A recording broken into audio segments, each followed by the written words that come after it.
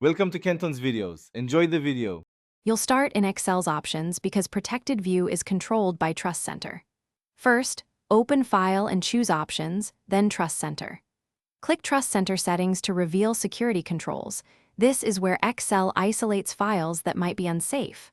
Once done, focus on Protected View. You'll see 3 checkboxes that govern files from the internet, unsafe locations, and Outlook attachments. Make sure you understand which source you're changing so you reduce unnecessary risk.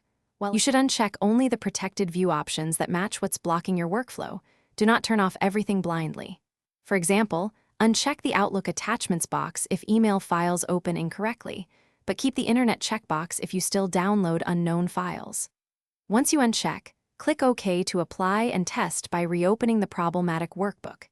If you manage many PCs, use group policy or an admin template to make consistent, auditable changes instead of editing each machine manually.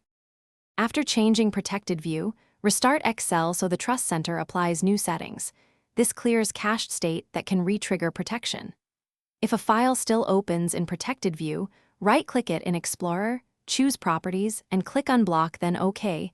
That removes the Windows marking for downloaded files. If problems persist, make sure your antivirus or enterprise policies aren't forcing Protected View. Contact IT and show them the Trust Center settings you changed. That usually resolves remaining restrictions quickly. Thanks for watching. Consider subscribing if we helped you.